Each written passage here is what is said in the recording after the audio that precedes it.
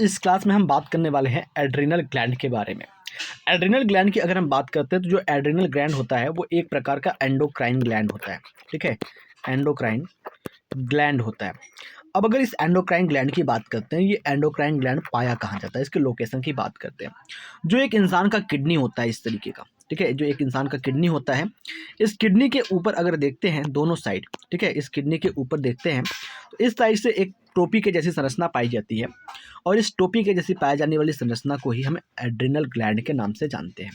तो यहाँ पर मैं आपको एड्रिनल ग्लैंड के एक और नाम को बताऊं तो एड्रिनल ग्लैंड को हम सुपर रेनल ग्लैंड के नाम से भी जानते हैं। सुपर रेनल ग्लैंड, ठीक है, सुपर रेनल ग्लैंड के नाम से भी जानते हैं।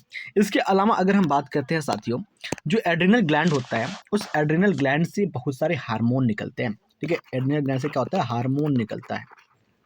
इसके हार्मोन की अगर हम बात करते हैं तो कौन कौन से हार्मोन निकलते हैं उसको जान लीजिए आप। सबसे नंबर 1 पर अगर हम बात करते हो तो एड्रेनालिन, ठीक है, एक हार्मोन होता है जिसका नाम है एड्रेनालिन। उसके बाद दूसरा हार्मोन जो निकलता है वो है नॉर एड्रेनालिन, नॉर एड्रेनालिन। इसके अलावा अगर हम बात करते हैं तो यहाँ से एक हार्मोन निकलता है जिसका नाम है कॉर्टिसोल, कॉर्टिसोल। और ये जो हार्मोन होते हैं ये क्या करते हैं, हमारे बॉडी के मेटाबॉलिज्म को कंट्रोल करने का काम करते हैं, स्ट्रेस को रिस्पॉन्स करते हैं, ब्लड प्रेशर को कंट्रोल करते हैं। यानी कि अगर हम बात करते हैं इन हार्मोन्स के फंक्शन की बात करते हैं तो इनके फंक्शंस की अगर हम बात कर लेते हैं, फंक्शंस क्या होता है इसको जान लीजिए। तो फंक्शंस में पहले ये होते हैं हमारे स्ट्रेस, जो स्ट्रेस होते हैं उसको रिस्पॉन्स करते हैं, स्ट्रेस को रिस्पॉन्स करने का काम करते हैं। मेटाबॉलिज्म में हेल्प करते हैं, मेटाबॉलिज्म में क्या करते हैं, हेल्प करते हैं। साथ ही साथ जो ब्लड प्रेशर होता है, ब्लड प्रेशर को भी कंट्रोल करने का काम करते हैं।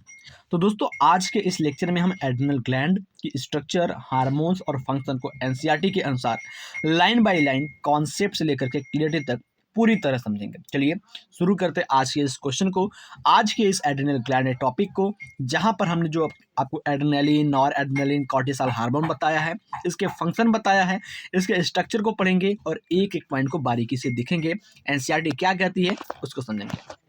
नमस्कार दोस्तों, मैं हूं आशीष प्रजापति जो NCERT line by line concept से क्लियरिटी तक पढ़ाता हूं। चलिए शुरू करते हैं आज के इस टॉपिक को। सबसे पहले अगर हम बात करते हैं एड्रिनल ग्लैंड के बारे में तो एड्रिनल ग्लैंड को हम सुपर रेनल ग्लैंड के नाम से भी जानते हैं। तो यहाँ पर क्या कहती है एनसीईआरटी की लाइन, उसको देखते हैं। देखिए, our body has one pair of adrenal gland, यानी कि हमारी जो बॉडी होती है उसके पास एक पेयर एड्रिनल ग्लैंड पाया जाता है, one at the anterior part of each kidney, यानी कि किडनी की सबसे ऊपर वाली जो हिस्सा होती है वहाँ पर ये पाया जाता है। The gland is compose of 2 type tissue, जो ग्लैंड होती है वो 2 टाइप के टिश्यू से बनी होती है। The centrally located tissue called the adrenal medulla, यानी कि अंदर की ओर जो टिश्यू होती है उसको हम क्या कहते हैं, एड्रिनल मेड्यूला के नाम से जानते हैं, और जो बाहर की ओर होता है उसको हम एड्रिनल कॉर्टेक्स के नाम से जानते हैं। चलिए यहाँ पर बात करते हैं स्ट्रक्चर की, यहाँ पर देख लिए, जस्ट एक सेकेंड। देखिए ये हमारी एड्रिनल ग्लैंड है, ये किडनी है, और इस किडनी पर टोपी की जैसी एक संरचना बनी हुई है जिसको एड्रिनल ग्लैंड कहते हैं।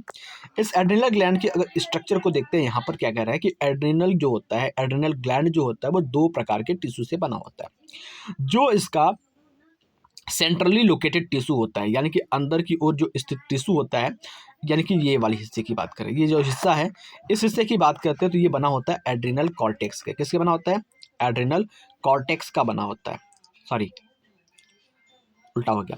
जो अंदर की ओर टिश्यू होता है वो बना होता है आपके एड्रिनल मेडुला का बना होता है, कॉर्टेक्स का नहीं, एड्रिनल मेडुला का बना होता है। जस्ट एक सेकंड को दीजिएगा।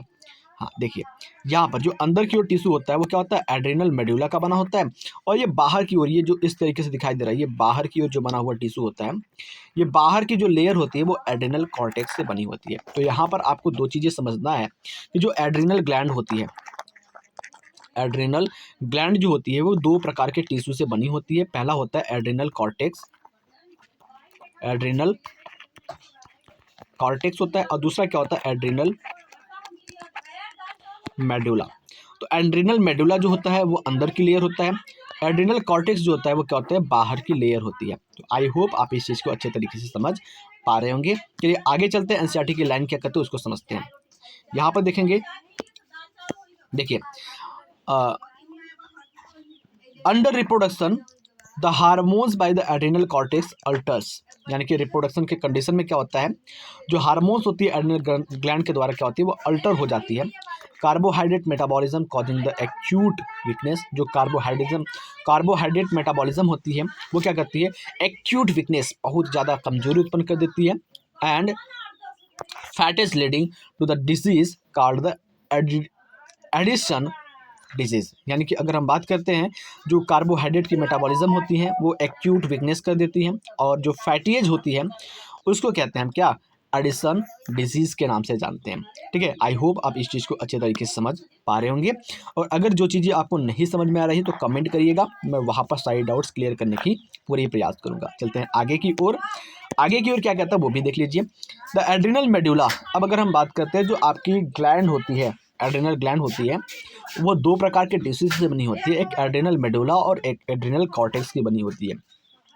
तो वहीं पर सबसे पहले अगर हम बात करते हैं एड्रिनल मेडुला की, जो एड्रिनल मेडुला होती है वो क्या करती है, ये कह रहा है कि adrenal medulla secrete two hormone, जो एड्रिनल मेडुला होती है वो दो हार्मोन निकालती है। पहला नाम है एड्रेनालिन जिसको हम इपिनेफ्रिन के नाम से भी जानते हैं, और दूसरा है नॉर एड्रेनालिन जिसको हम नॉर इपिनेफ्रिन के नाम से जानते हैं। तो यानी कि जो आपकी एड्रिनल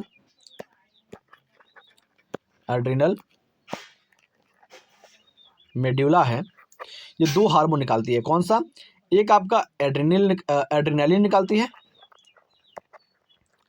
एड्रेनालिन निकालती है जिसको हम इपिनेफ्रिन के नाम से जानते हैं, और दूसरा क्या निकालती है, दूसरा निकालती है आपकी नॉर एड्रेनालिन जिसको हम क्या कहते हैं, नॉर इपिनेफ्रिन के नाम से जानते हैं। तो ये दो हार्मोन निकलती है एड्रिनल मेडुला से। आई होप आप इस चीज़ को अच्छे तरीके से समझ पा रहे होंगे। फिर आगे चलते हैं, तो आगे क्या कह रहा है कि these are commonly called the, just explain, these are commonly called as catecholamines. ठीक है, कैटेकोलेमाइंस कहलाते हैं, कौन को, जो हमारी एड्रेनालिन और नॉर एड्रेनालिन होती है इसको हम कैटेकोलेमाइंस कहते हैं। Adrenaline and nor adrenaline are rapidly secreted in response to the stress, यानी कि अगर ये दोनों हार्मोन की बात करते हैं तो ये क्या होते हैं, स्ट्रेस के दौरान बहुत तेज़ी से सिक्रेट होते हैं of any kind of during emergency, जब कोई एमरजेंसी पहुंचती है, जब कोई एमरजेंसी होता है तो इस दौरान क्या होते हैं, ये बहुत ज़्यादा सीक्रेट होते हैं, इसलिए इसको हम कहते हैं एमरजेंसी हार्मोन या हार्मोन ऑफ फाइट के नाम से जानते हैं। ठीक है, आई होप आप इस चीज़ को अच्छे तरीके से समझ पा रहे होंगे।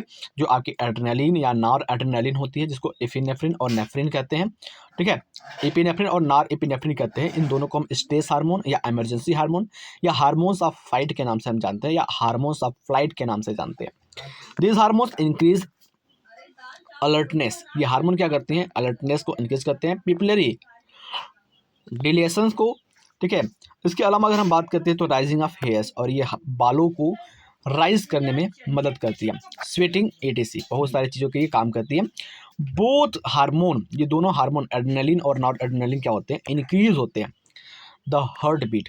ठीक है, इंक्रीज करते हैं क्या, हार्ट बीट को इंक्रीज करते हैं। The strength of heart beat, contraction and the rate of respiration, यानी कि अगर हम बात करते हैं जब रेट ऑफ रेस्पिरेशन इंक्रीज होगा तो हार्ट में जो कॉन्ट्रैक्शन होता है उसकी रेट भी बढ़ेगी, और जब हार्ट में कॉन्ट्रैक्शन की रेट बढ़ेगी तो हार्ट बीट भी बढ़ जाएगी, और ये हार्मोन काम करता है आपका वही इमरजेंसी हार्मोन। आगे बात करते हैं, catecholamines also stimulate the breakdown of glucagon, जो कैटेकोलामाइंस होते हैं वो स्टिमुलेट करते हैं ग्लाइकोजन के ब्रेकडाउन को, और जिसका परिणाम होता है, इसका रिजल्ट होता है and increase the concentration of glucose in blood. ठीक है, जो आपके कैटेकोलामाइंस होते हैं वो ग्लूकोज को ब्रेक डाउन करते हैं, जिसके परिणाम स्वरूप हमारे ब्लड के अंदर क्या होता है, ग्लूकोज की मात्रा बढ़ जाती है। इन द एडिशन, ठीक है, they also stimulate the break down of lipid and protein, और अगर कैटेकोलामाइन को ऐड कर दिया जाए तो ये ब्रेक डाउन कर देते हैं लिपिड को और प्रोटीन को भी। द एड्रिनल कॉर्टेक्स, जो एड्रिनल कॉर्टेक्स होती है, कैन बी डिवाइडेड, बटी होती है, यानी कि देखो अभी एड्रिनल मेडुला को पढ़ा, अब एड्रिनल कॉर्टेक्स को पढ़ते हैं। ठीक है, जो एड्रिनल कॉर्टेक्स होती है वो डिवाइडेड होती है इंटू 3 लेयर, 3 लेयर में कार्ड जोना रेटिकुलरिस, जोना फैसिकुलेटा, जोना ग्लोमेरुलसा, ये 3 लेयर होती है। अब अगर हम बात करते हैं जो आपका जोना रेटिकुलिस होती है वो इनर लेयर होती है, जोना फैसिकुलेटा जो होती है वो आपकी मिडल लेयर होती है, और जोना ग्लोमेरुलर लोसा जो होता है वो आपका आउटर लेयर होता है। अब अगर हम बात करते हैं जो एड्रिनल कॉर्टेक्स होते हैं वो सिक्रीट करते हैं यानी हार्मोन्स, कई हार्मोन्स को, कॉमनली कॉल्ड कॉर्टिसोल, कॉर्टिकॉइड। ठीक है, जो आपके एड्रिनल कॉर्टेक्स होती है वो बहुत सारे हार्मोन को सिक्रीट करते हैं, जिसको सभी सम्मिलित रूप से क्या करते हैं, कॉर्टिकॉइड्स के नाम से जानते हैं। The corticoids which are involve in carbohydrate metabolism, ये जो हार्मोन होते हैं कॉर्टिकॉइड्स वो इन्वॉल्व होते हैं कार्बोहाइड्रेट के मेटाबॉलिज्म के अंदर, आर कॉल्ड द ग्लूकोकॉर्टिकॉइड्स। ठीक है, जो कॉर्टिकॉइड मेटाबॉलिज्म करती है कार्बोहाइड्रेट्स को, उसको हम ग्लूकोकॉर्टिकॉइड के नाम से जानते हैं।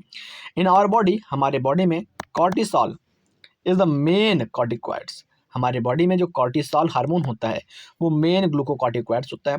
Corticoids which regulate the balance of water and electrolytes of our body, यानी कि जो कॉर्टिकॉइड्स होती है ये रेगुलेट करती है, बैलेंस करती है वाटर को और इलेक्ट्रोलाइट्स को हमारे बॉडी के अंदर, and are called mineral corticoids. ठीक है, मिनरल कॉर्टिकॉइड्स के नाम से जानते हैं। देखिए, एक आपका ग्लूकोकॉर्टिकॉइड्स होता है।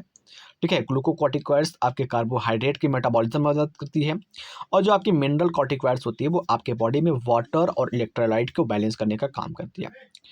Aldosterone is the main mineral corticoids, जो एल्डोस्टेरॉन होती है वो क्या होती है, मेन कॉर्टिकॉइड्स हार्मोन के रूप में काम करती है। आगे बात करते हैं, यहाँ पर अगले पैराग्राफ की बात करें तो ये कह रहा है ग्लूकोकॉर्टिकॉइड्स। अब ग्लूकोकॉर्टिकॉइड्स की बात करते हैं जो कि आपके कार्बोहाइड्रेट के मेटाबॉलिज्म में हेल्प करती है।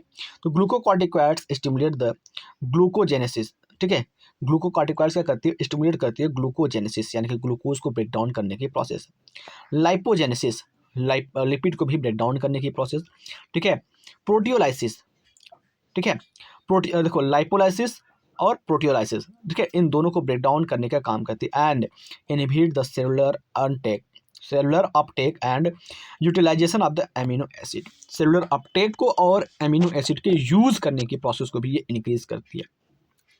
अब बात करते हैं कॉर्टिसोल हार्मोन की। तो cortisol is also involve in the maintaining of cardiovascular system. जो कॉर्टिसोल हार्मोन होती है वो आपके कार्डियोवैस्कुलर सिस्टम को मेंटेन करने का काम करती है। अगर कोई क्वेश्चन पूछ लिया कि which hormone involve in the maintaining of cardiovascular system, तो इसका आंसर होगा cortisol is also involve in the maintaining of cardiovascular system as well as the kidney function.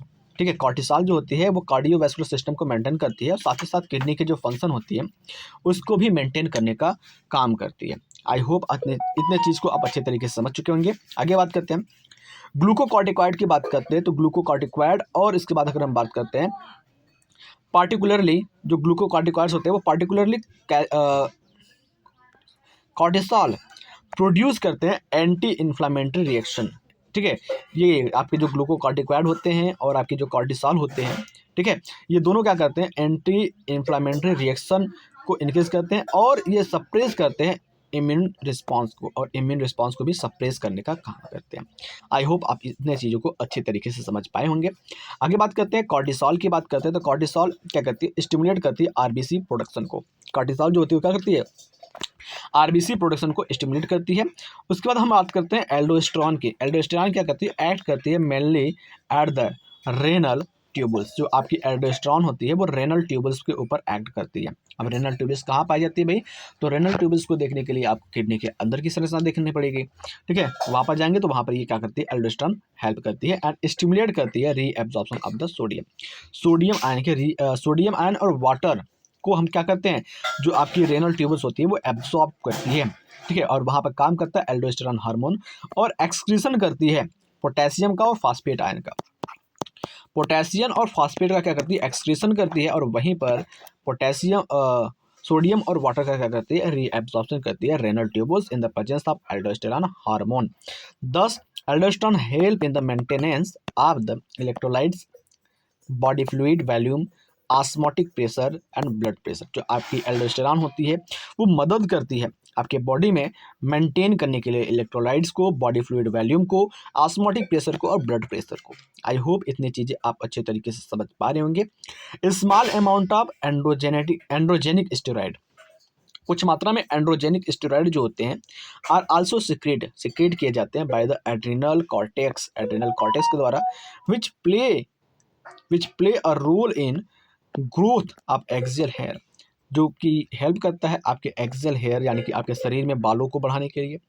Pubis hair यानी कि आपके गोनेट्स जो होते हैं, रिप्रोडक्टिव ऑर्गन जो होते हैं वहाँ पर जो बाल होते हैं उनको बढ़ाने के लिए। फेशियल हेयर यानी कि चेहरे पर दाढ़ी बाल के लिए ये क्या होती है, जिम्मेदार होती है। कौन?